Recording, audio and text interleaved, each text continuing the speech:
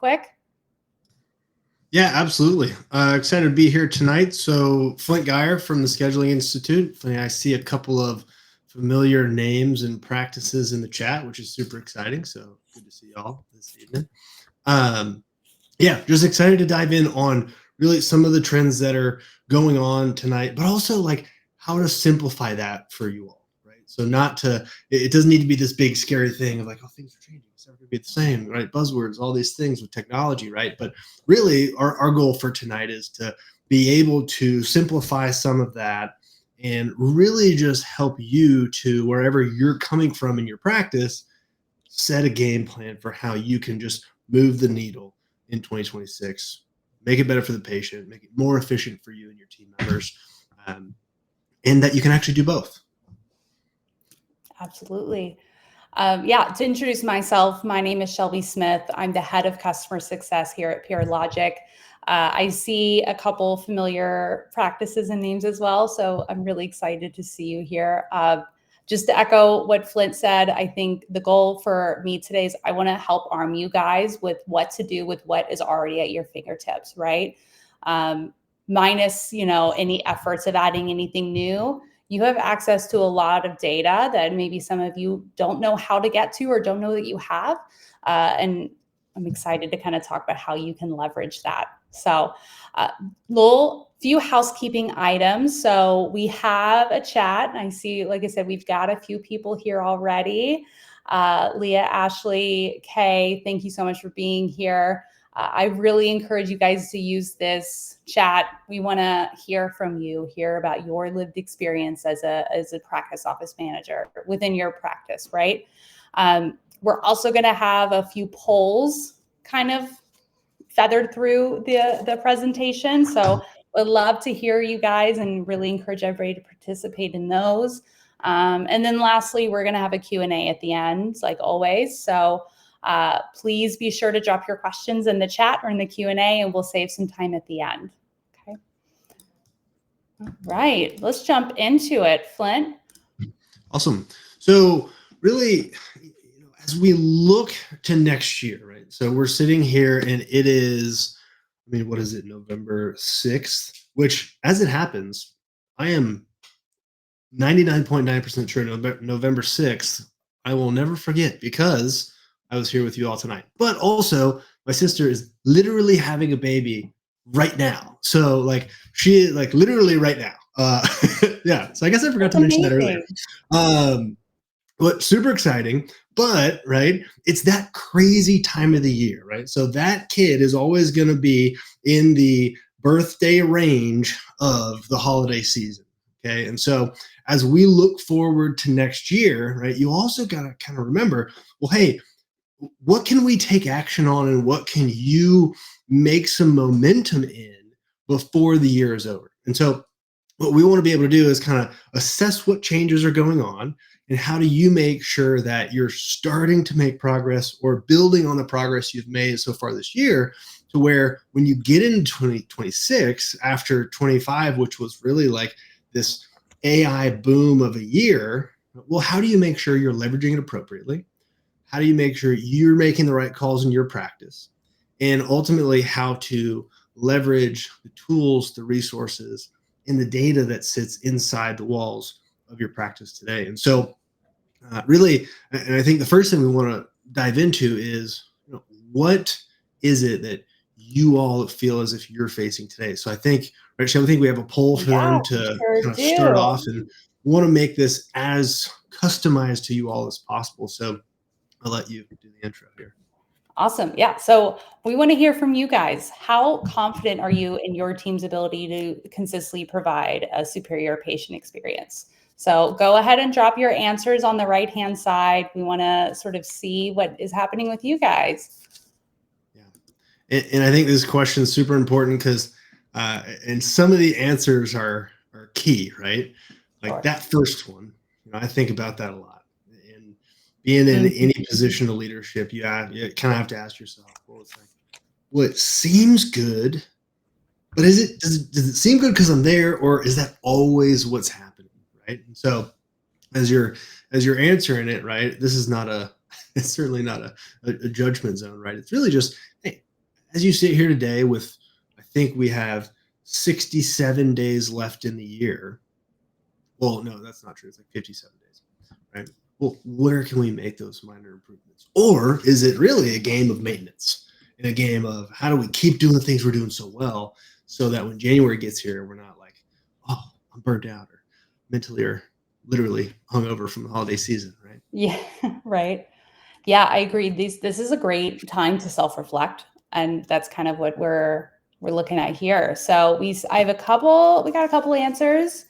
Have room to improve, right? I think that is maybe why you guys are here, right? Wanting to make sure that you can level up your game and continue to provide even a better, stellar patient experience. Yeah, I think that I agree with you, Flint, though. This is a great time to reflect back on sort of the year. And like I said, prepare for 2026. So we'll go ahead and jump to the next one. Danielle, I saw you dropped your note in there, room to improve. I love that. Flint, I'll throw this one to you. Yeah, love it. So, and I think, it's an important question because, right, it's like, well, how many people are going to come on and say we are perfect? And zero. So that means you're all either, actually just means you're all probably pretty honest, right? Because even if we're super confident, right, there's always something else that we can do to get a little bit better, right? Without expecting perfection. And so as we're looking forward, right, and so we say there's opportunity. Well, what we want to dig into and have a conversation about is, well, what is it going to take to move to the next level, right? So I in a group today, there was a chain going. It was one of those Facebook group, and somebody's like, we're not, our new patients are not on the same track as they were last year, right? And number one, that's great that they know that. Okay, so we know there's some form of tracking. And so in your practices, right, you all have your different methodologies and sophistication around tracking. But most practices look at it and can say, well, hey, we saw 72 new patients in October of 2024, and we only saw 67 in October of 2025. Okay, so right, there's a data statistic. Now, you'd be amazed how many times I have a conversation with somebody, and Shelby, I don't know if this happens to you, but and maybe we don't even know that number, right? But if you're here, you most likely definitely know that number. But the difference in those that can take action over the next 30, 60 days and can actually move the needle are the ones that have visibility at deeper levels, right? So where are those hidden areas of opportunity, those leading indicators that, you may know how many people showed up, but do we know how many people scheduled that didn't show? Do we know how many people called in that were actually opportunities for a new patient or existing patient appointment, right? Do we know how many people called at all and we even got to talk to them, right? So a couple of really, I think, interesting statistics that you guys see on the screen here. 73% of practices lack visibility into call conversion rates. And I can say as somebody who has probably, at this point, I could probably safely say I've talked with thousands of doctors about that statistic.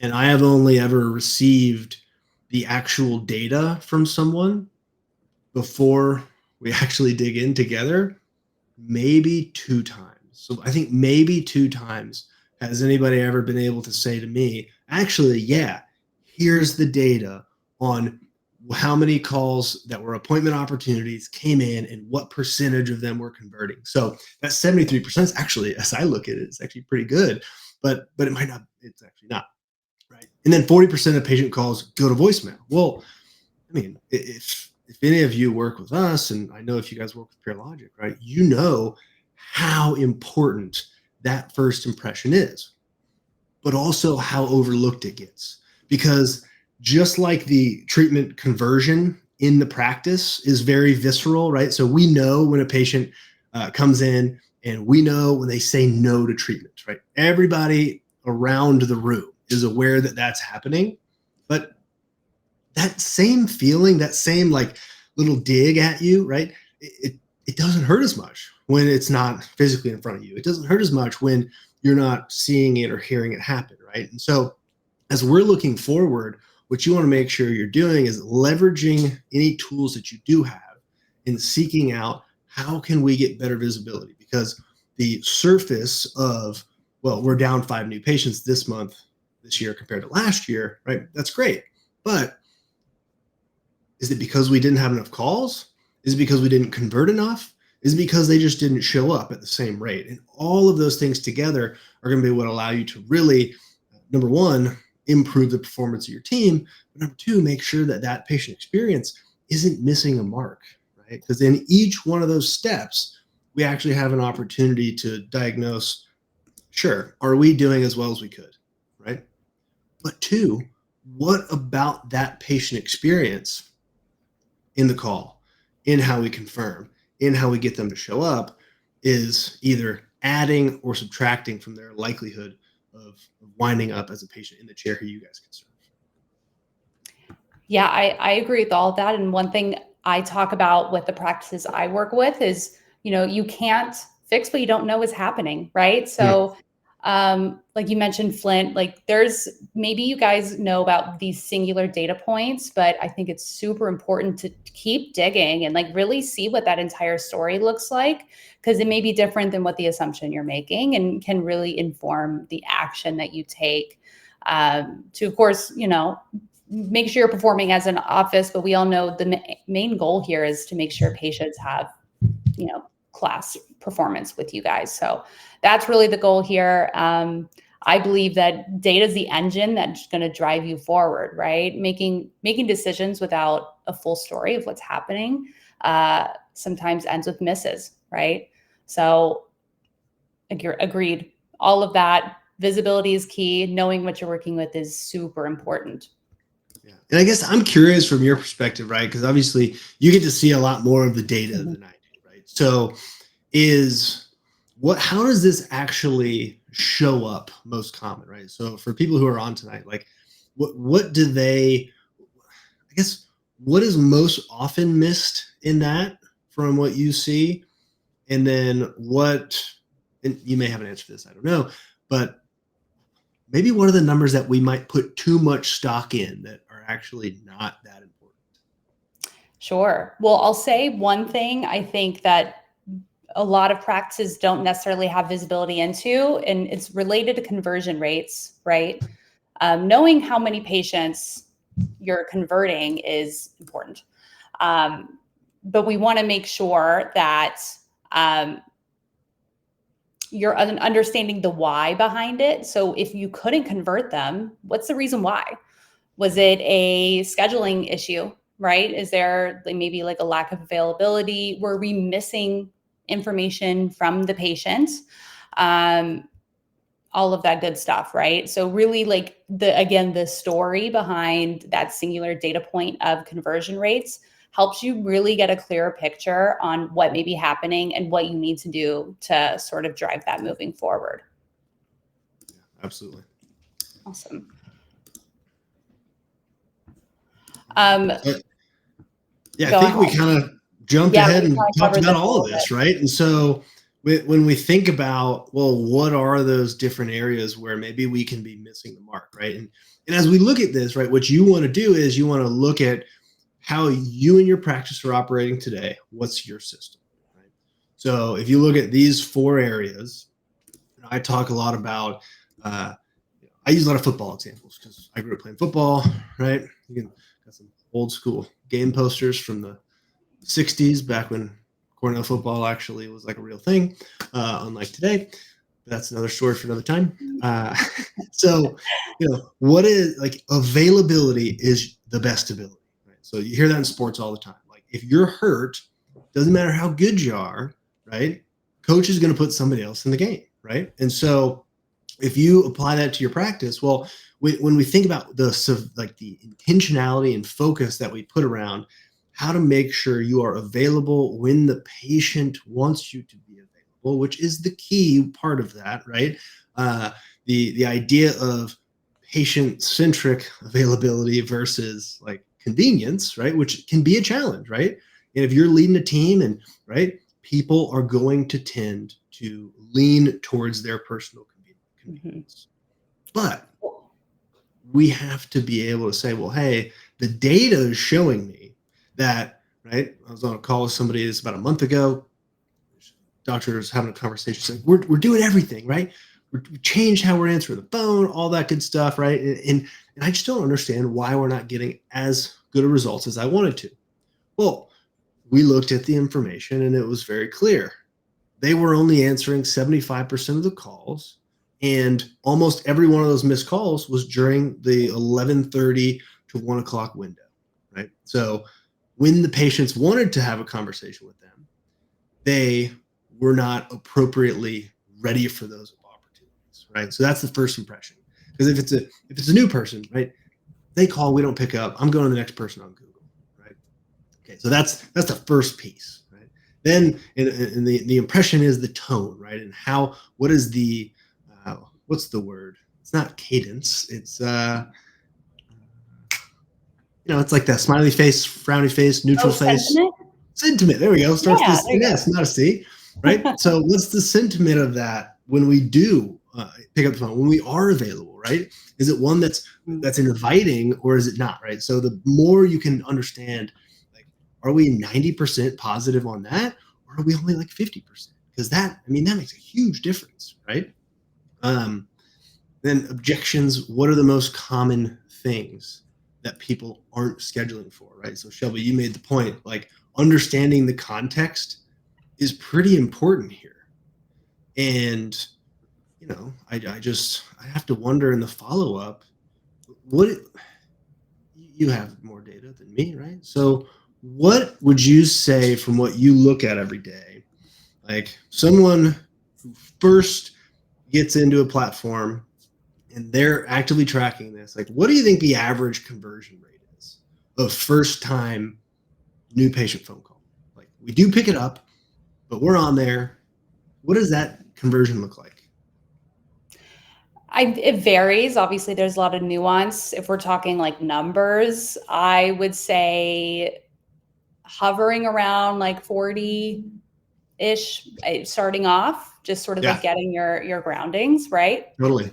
Yeah. So, and the reason I ask is because, sure, you could up that number, but how many of those practices that are only converting 40% are actually applying an effective follow-up process? Totally. To speak with follow-up, I believe I really believe in like following up and following through. When you're working with your patients, anybody, it shows commitment and loyalty. And I think really sort of starts building that trust that you want to build, especially with new patients.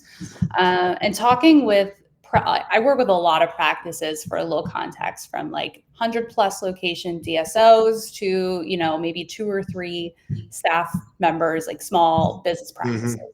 All of them across the board struggle with finding a system that allows them to consistently close this gap, right?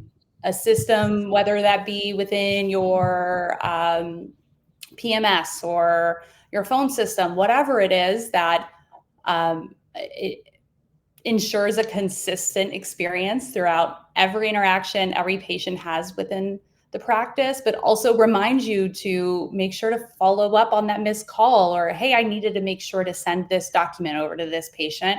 I am a big believer in systems. I think being organized, especially when you're sort of multitasking a lot, which I know you guys all do, is key. And it's a struggle to figure out what that system looks like to make sure that you're, being consistent across the board. Yeah. So I think, right, as you look at these 4 areas and you're kind of putting that through the filter of what's going on in all of your practices, right? Well, the quick assessment is, and if I were to add a 5th to this, it's, well, how can I gauge consistency? So how can I gauge consistency in the first impression?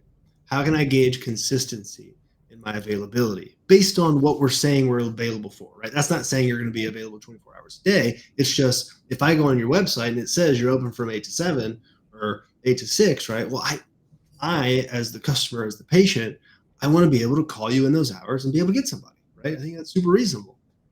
Okay. Is the way we handle objections or buying signals or questions, right? Is that consistent? And then are we consistently following up? So I think if you can, how you have visibility into the consistency of these four things, right? I can promise you, if you can just up the consistency by 10% across the board here, right? You have dramatically different results 30 days from now, right? But obviously the key, I think, going back to kind of the core idea of what we want to push for is, well, how do you make sure you can see that? What can you do to make sure that you're seeking out that information so you can take action on it? Absolutely. Let me jump to the next. All right. So I think I might have forced you to answer a few of the questions on here about what is being seen right now, but Yeah. right, there's an interesting thing about repetition. You will remember 6% of everything we say tonight.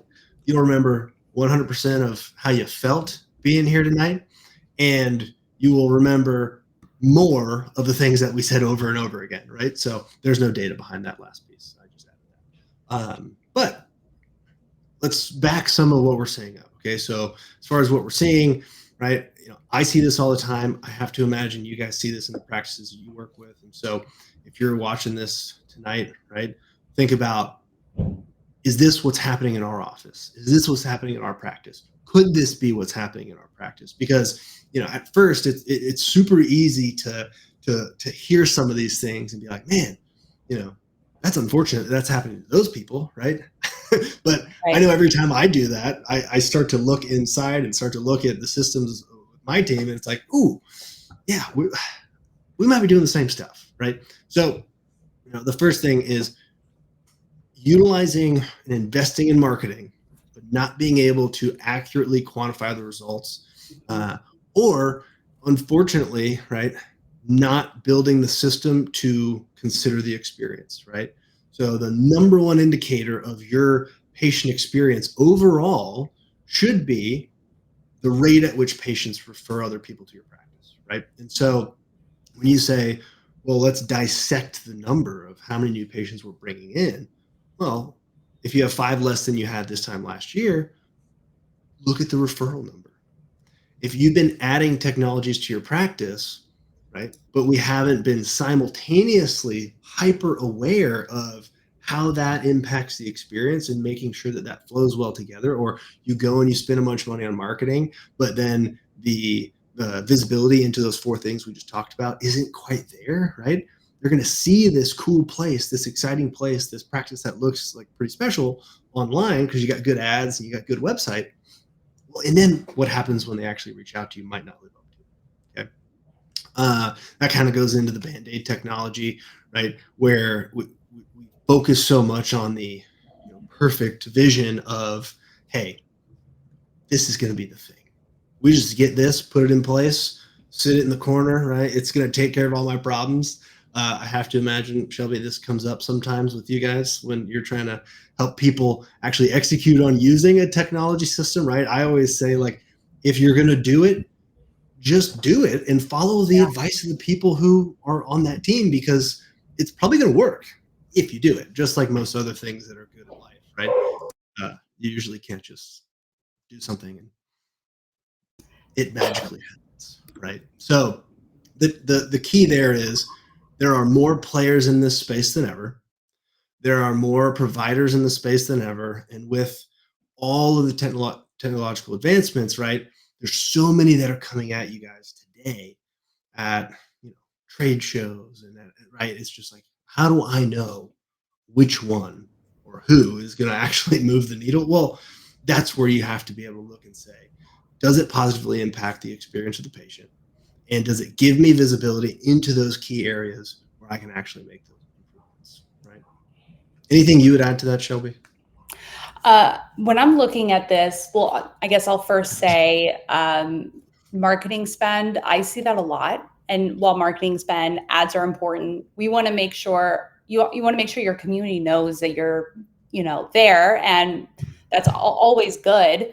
I see a lot of practices, like you said, Flint, that they get to the end of that ad, or they, spend all this money on this marketing, and they don't know how to actually turn that into anything actionable or measure that at the end of the day, right? So then when they're sort of looking back, they're looking at their numbers and it's unclear on what the root of maybe a decrease or increase is, and leaves them kind of a little bit more confused than they were before, right? Because they're not really understanding what the impact was that marketing is. So definitely hear that all the time. I think that bridge is super important, right? Yeah. That bridge from, right? So if you're on here tonight and you're the front desk team lead, you're the administrative lead, you're the ops manager, right? That relationship between you and whoever's running the marketing, whether it's an in-house person or it's the agency, right? So important. And when in doubt, right, you want to be, right? I always tell doctors, right, you want to be in the driver's seat of tracking, right, and setting up that system. So, and I would say the same thing for all of you. If that's somewhere that you're investing, right, the level of detail and how the tracking works, right, sometimes you can't leave that in the hands of somebody else. You have to push to have the system inside the practice to be able to, not second guess them, but just to make sure that we're all in alignment. Right? And then, what are the different types of calls? Right? So consistency, right? So handling one issue one way across the board. Well, when the patient's coming at us with a different perspective, right, which can be hard to measure, right? Mm-hmm. Well, that's much different, right? So, and then you have to consider specific team members, right? So if you have inconsistency in the performance level of your team, the training level of your team, the accountability level with the team, right?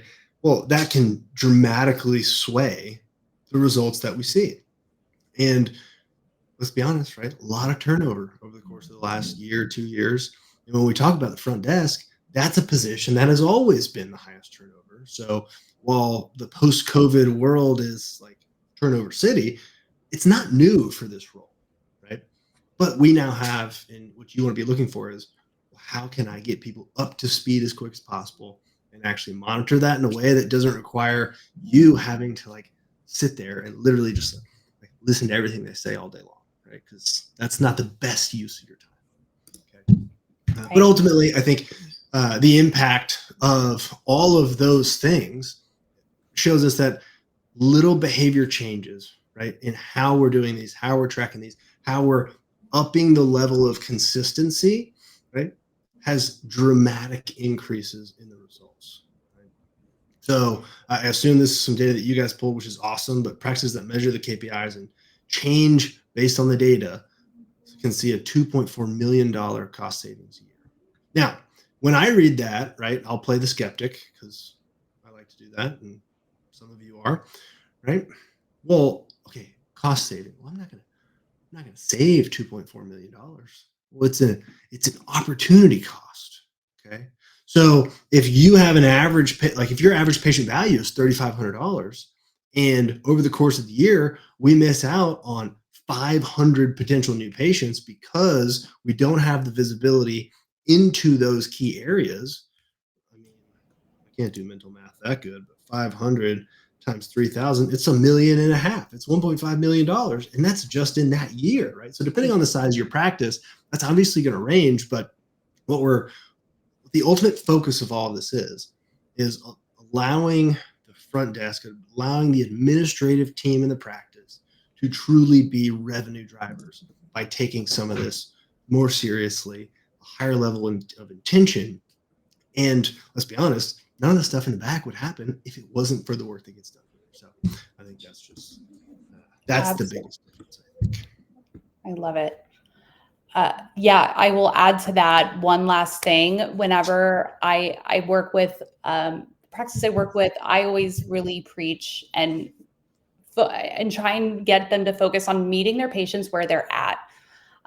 So whatever, I think you kind of talked about this about as far as like terms of availability, but making sure if patients are wanting to text, making sure that you're consistent in following up on that.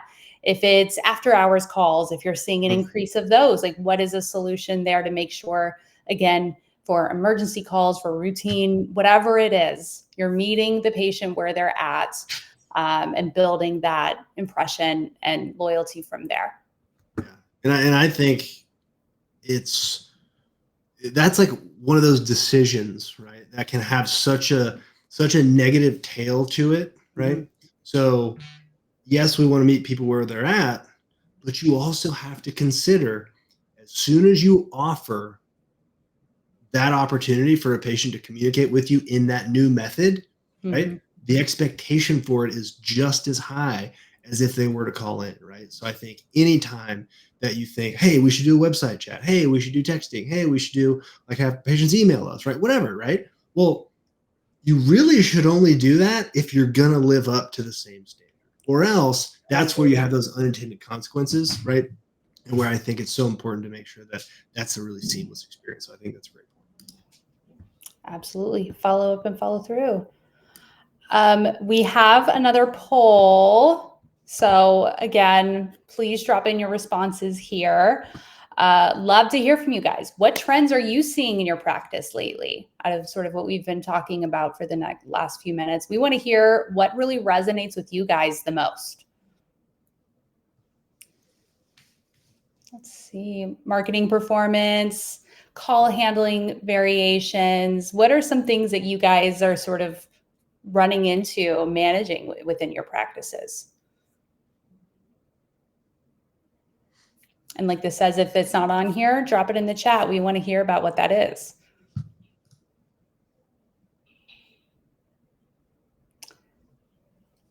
Patient experience fluctuates day to day. Yeah. That consistency is it's important, but it's difficult to execute sometimes. I hear you. All right. Okay. Any last results? It is all patient experience. I know. Okay, we'll go ahead and jump forward. Thank you, guys. Okay, Flint, I think this is. Yeah. So I think, if we continue on that idea of, okay, consistency in your patient experience, right? Well, then you have to kind of level that out with, what are the expectations? Okay, so we're living in this time, a ton of technology, so many things we can take advantage of in our practices, but you also have this fun component where expectations are higher than ever. And with those advancements, with those changes, right, you now have a patient base that truly does expect more than they probably ever have. And what they're looking for is so much closer to hospitality than it is a hospital system, right? So I'm not saying any of your practices are closer to a hospital system, but for a long, long time, right, you could almost get away with a practice experience that was pretty darn close to going to the ER, right? Which, by the way, if you haven't been recently, it's still horrendous, right? I got to spend a few hours there like a month ago at 2 a.m. Now, granted, it was 2 a.m, so like I probably wouldn't be super excited either. But what is it that you want to make sure we're on top of? What are the things that patients are looking for, right? So as you can see, speed, right?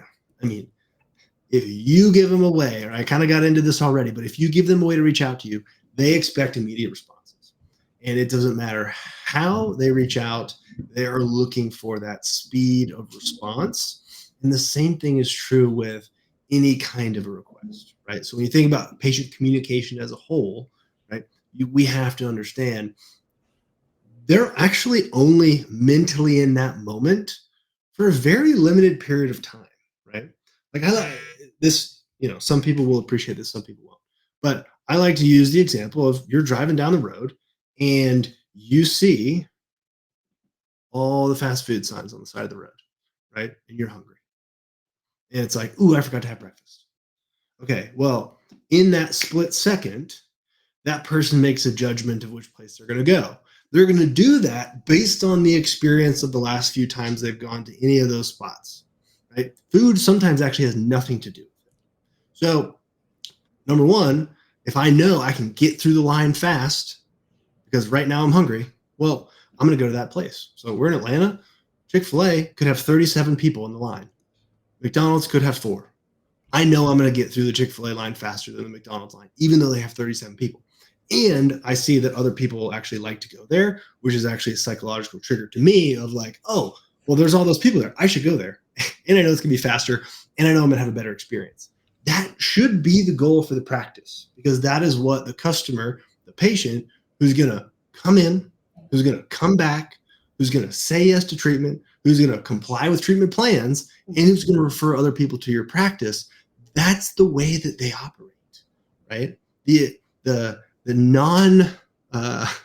non-responsive, non-compliant, defaulting on payments patient, right? Sure, they'll accept us not doing these things, but it's kind of because they already know they're going to be difficult. So how can we meet them where they are with speed, with efficiency, in understanding that whether it's a call, a text, an email, or the in-person experience at your practice, we want to make sure that that is pretty darn seamless. And if you can't do that, well, then just don't offer that way for them to reach out to you yet, until you're ready for it, until you know you can make sure that it lives up to the standard or the expectation of experience that you want to have for your practice, right? Because at the end of the day, if you look on the right side here, people want things to be easier.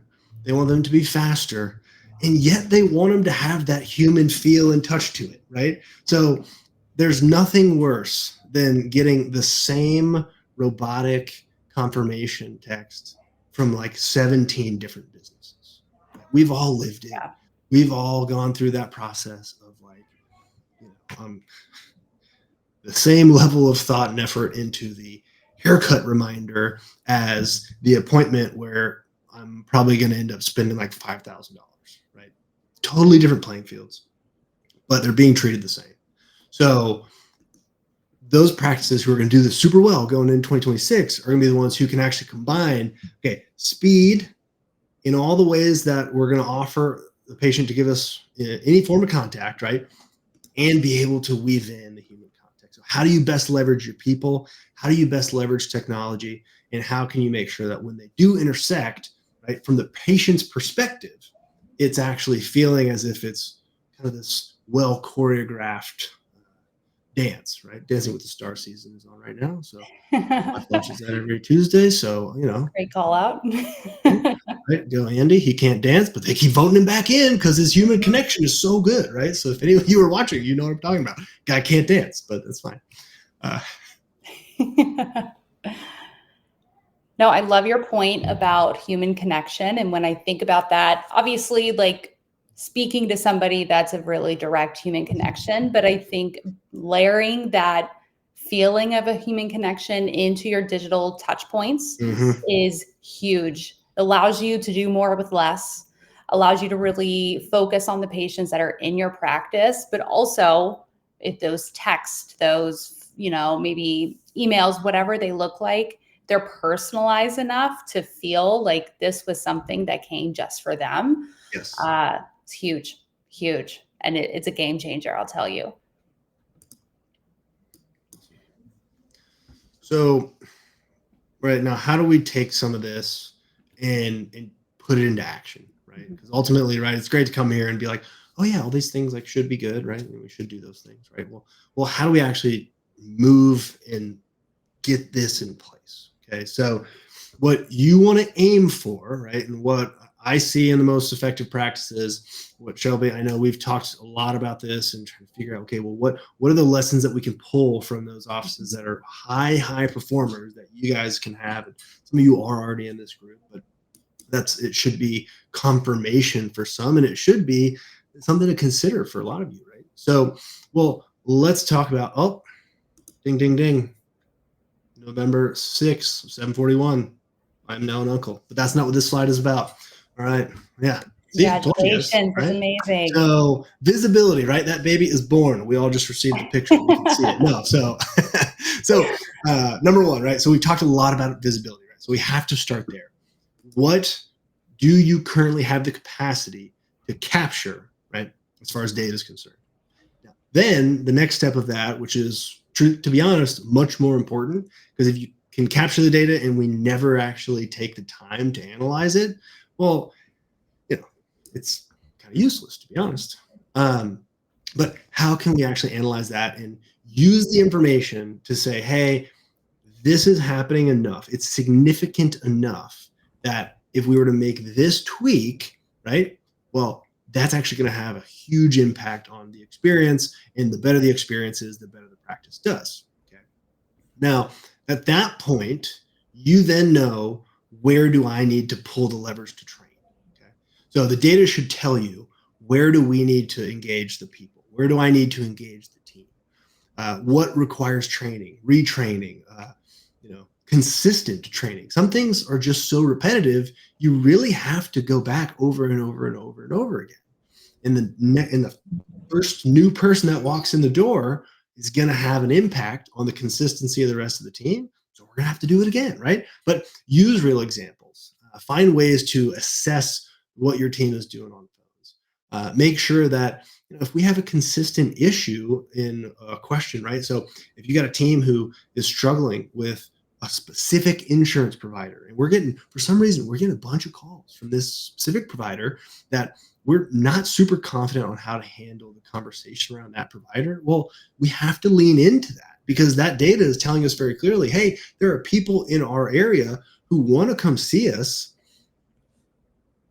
and we're inadvertently kind of putting up walls. Okay. All right. Now, training's great, but what people like even better is being told they're doing a good job, right? So with training comes really the responsibility and requirement of recognition of compliance, right? So, I always think about the pediatric dentistry example of the cavity-free wall, right? So some of you've probably seen this. You have kids, right? So it's the cavity-free wall. And what is that? It is the recognition of the patients who are complying with brush every night, brush every morning, floss your teeth, do the things you're supposed to do to keep your teeth healthy, right? And then every time that kid walks in the door, they want to see themselves up there. Right? Mm-hmm. So when we take that information, we analyze it, you use that data to train on what's going to move the needle. Well, then it's super important that you're putting things in place to recognize that compliance, recognize the progress that the team makes, knowing that perfection is kind of unrealistic. Right? And then that allows you to actually have some accountability measures, right? Because if it's just train, accountability, talk about the negative, we don't do the recognition piece. We don't actually focus on, hey, you're doing great in these 3 things. Now, for the next time, what I'd really like you to focus on is this, that, right? So when you pair those 2 things together, that's what, at least, we've trained like 300,000, something like that, team members over the years, and done like 35,000 in-office trainings. And it is very clear when you walk into an office and their version of training is actually just like the, slap of the hand, like take the ruler and be like, you did that wrong, you did that wrong, you did that wrong. And there's no recognition of positive progress. But when we can turn that a little bit, oh man, like people just respond so much better. Right? So highlight the positives, highlight the wins, and then keep training to get people to move towards that position. I love that. I love the idea of gamifying things. Like I think building engagement is huge. You don't want people to check out when you're providing this really valuable information for you, for the practice, for them to just improve. Makes it a little fun. We all love a little lighthearted fun in the office. I love seeing stuff like that.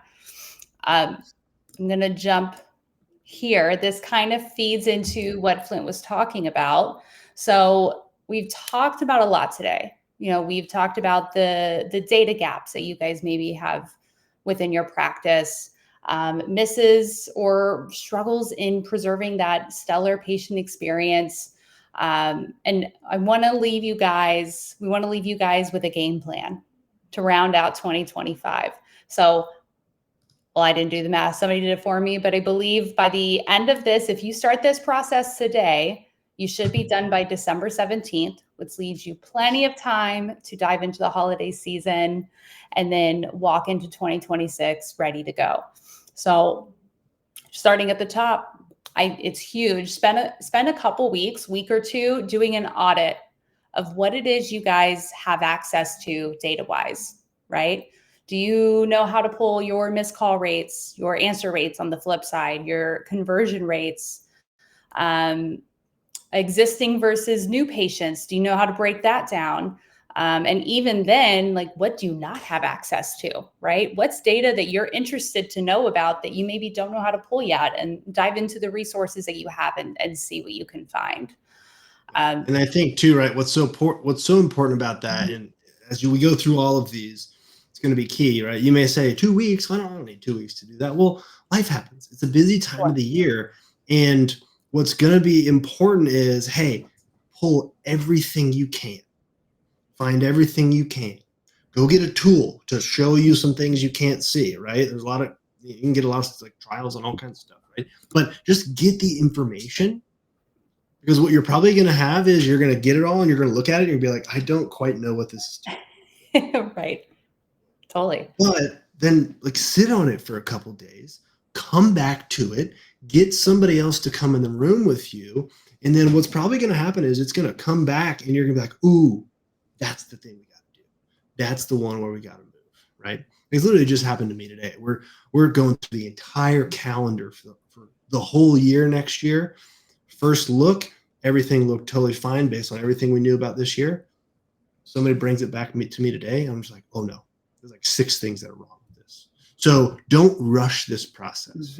Really like analyze it, set it aside, come back to it, confirm what you found. It's a great point. Yeah, we don't want this is a game plan to prep you for an entire year. We want to make sure you take your time and have several looks at this. That's a great point. So once you have an audit completed, you know what call data you can pull, your call transcripts, all these data points that we've been talking about this last 45 minutes. From there, develop a baseline. Where are you at right now? What conversion rate are you guys sort of executing for existing patients, for new patients? How many voicemails are you getting? Do you know when your missed calls are coming through? So figure out what that baseline is. And from there, figure out where you want to be, right? Is the goal in 2026 to decrease your missed calls by 20%? Whatever that number is for you, figure out where you live right now. And then from there, work forward towards like a reasonable goal that you guys want to focus on as a practice. Yeah. And I would stagger that, right? Yeah. So what I see happen a lot with this is, we get the information, we look back at it, you're like, okay, there's these 3 things that we can really make some improvements in, right? Well, don't try and do them all at the same time, right? Like break this up a little bit, stage it out and be like, okay, here's what we're going to focus on for the rest of November, right? Here's what we're going to focus on in December. Here's what we're going to focus on in January, right? And then you're in a really, really better place 90 days from now without overwhelming the team, right? Especially this time of the year. If we can focus on, hey, what's the biggest opportunity from what you find, focus on that one first, because it'll probably make the biggest difference in the short run, and your team's going to be able to see some progress, get some confidence. Right? Absolutely. Yeah, those small bites are important, because if you, like Flint was saying, you try to take on too much, you'll take on water and nothing will go as planned, right? So making sure that you're staggering these, prioritizing them based on what has the most impact is only going to sort of lead to success on that front. So once you've identified your baselines, you have your goals, you have a plan for when you want to execute those goals by, then this is where those coaching loops come in that Flint was talking about. Pull up some call recordings, do some on the spot sort of one-on-one trainings with your staff using some of these live calls to help prepare them for some of these pushbacks or difficult questions or any other sort of hard situation that may come up as they're interacting with their patients. So figuring out what that coaching loop's going to look like to make sure that we're continuing to level up as a practice, and your staff as well is continuing to get better and better. And then lastly, I think Flint spoke a lot about this on the last slide, and I love this point, is creating that recognition system based on those goals you've set and the coaching that you're starting to implement, right? So how are we going to motivate people to want to continue to improve and really take and listen to what you're saying, right? I think you mentioned, Flint, earlier, sometimes people just, ill-prepared can approach training such as, do this, okay, we'll talk about it next time, sort of thing. I think creating these recognition systems creates consistency, motivation, and honestly makes it a lot easier for you guys to implement this stuff long-term, so that this isn't just like something that you do and then kind of like falls out of practice within a few months. Builds a lot of consistency and engagement with your staff, and make sure that everybody's sort of excited about continuing to grow and learn. I don't know, Flint, do you have any thoughts on that? I think it's just right on those last two, the loop and the frequency at which you're coming back around to some of this, right? So like, let's say you wanted to focus on your just answer rate, right? So we go and get the data, and it's going to tell you, hey, it's probably morning, lunchtime, end of the day. One of those three windows, you're going to be missing a bunch of calls, right? So then I would just, okay, great, let's focus on what's the worst. So if the lunchtime is the worst, okay, well, where can we move the needle with the team? Do I need to stagger who's answering? Do we need to make sure that we've got somebody else on backup? Because sure, maybe there's someone answering, but there's not enough people, so we're missing all the calls. Right? What can we make that shift and make it exciting for the team? So pick a benchmark, decide how we're going to move to improve it, and then make it exciting for the people on the team, right? So this is something where, if you have the opportunity to put an incentive around that improvement, right? I'd highly recommend doing it, especially this time of year. It gets people excited.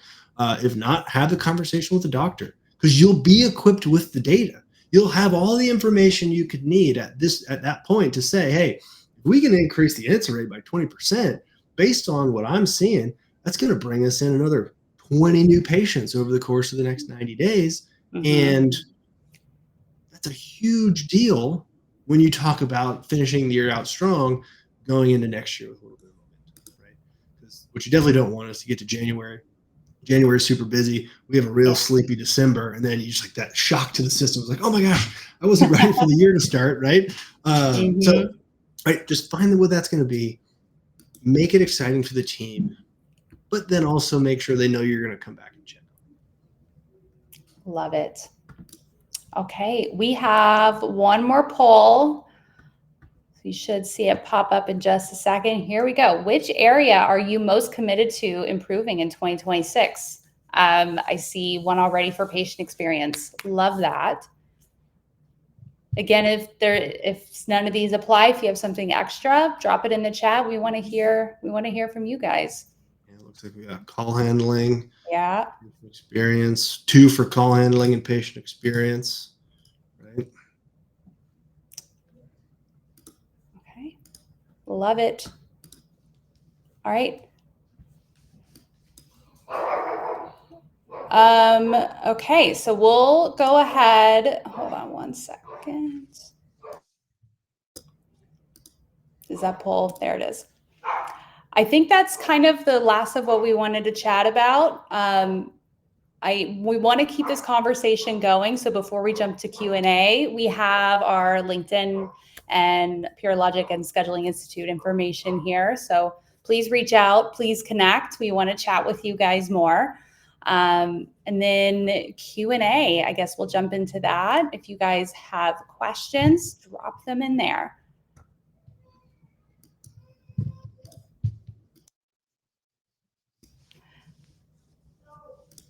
Okay.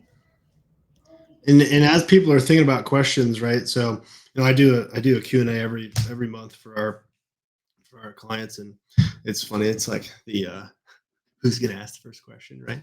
But, you know, I just want to reiterate some of the stuff we started with and go back to like what an opportunity the next 50 something days are, right? Totally. So like, especially when you like, if you think about the level of distraction, the fact that a lot of practices around you are going to choose to kind of coast through the end of the year, right? And you can coast if you're doing well, and you can choose to coast if you're doing poorly. Because if you're doing poorly, you might just say, screw it, like let's just wait till next year and figure this stuff out, right? Or if you're doing well, we can sit back and kind of say, you know, hey, I think we've kind of killed it for 10 months. So if the last 2 months aren't as good, you know, we're still going to end well for the year. Well, that has a serious negative effect on what happens in the beginning of the year. And then you start slow, and then what should be this compounding effect of like really, really good years, it just doesn't happen the same way that it could. And so I would just encourage all of you to really lean into that as we finish out this year and find those couple places where you can learn from that data, take some action, and help your team see some better results throughout the rest of the year. Because like doing it now makes a huge difference on how you guys kick off next year. Because a lot of people just don't do it, right? It's like the norm would be to kind of let the distraction of it all be like, we'll just wait, right? But you got a bunch of patients who are doing that too. Awesome. So we got a question. Phones are shut down from 12 to 1, so the office can have lunch as a team. Do you have one person who sits up there and works through the voicemails, and we all return and work on calling patients back? Is that something you shouldn't do? I'll give you my opinion. I wouldn't do that, right? So the reason is this, 80% of new patients will not leave you a voicemail. So if all we're getting to are the ones who leave you a voicemail, that's only going to be the existing patients who are trying to reschedule, right? Somebody who's trying to sell you something, somebody who's trying to get you to pay for something, right? Or it's the possible new patient who has a really strong referral. Like new patients without super strong referrals do not leave voicemails. They pull the phone up, they look for the person who has the similar star rating as you, similar distance from their house. They call that one. They move on and don't think about it again. So that's why that's super important. So if you have an opportunity to stagger, if there's a way where we can get some coverage there, or you can find a solution that at least lets that person have a conversation, right? So I know you guys have with Amy, right? They can do that, right? There's some AI solutions, right? But that's when we get to visibility. The difference between the missed call and the voicemail number, that's where you're probably losing new patients that we're unaware of. Yeah, I would say to add to that, I would agree with Flint. I think that's a lot of missed opportunity. And if you think about new patients, it's hard to track them back down. If they're calling you, they're ready to talk then, right? Mm-hmm. Especially if we're thinking like the regular working person, sometimes they can only call during their lunch hour, right? So you're missing that window. Depends on the data. Every practice is slightly different, but generally I would agree with Flint. I think that's a missed opportunity. And I think a solution to that would look at, options for staggering those lunches for sure. I saw Ashley put in here that in their call center and admin, they stagger their lunches as well. So I'm curious if anybody else does that, throw like an upvote or throw a comment in there. But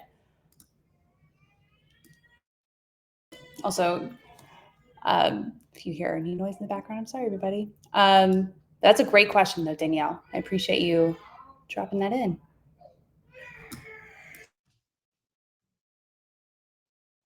Okay.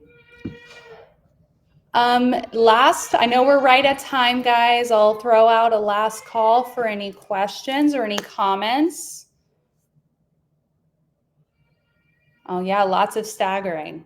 Okay, Leah, Danielle, yep, used to stagger. That's awesome. Yeah, thank you for sharing, Danielle. Okay. All right. Well, thank you everybody again for joining. It was great to chat with you all. Our information is here, so please feel free to reach out. And everybody have a great rest of your evening. Thank you again. Have a great night.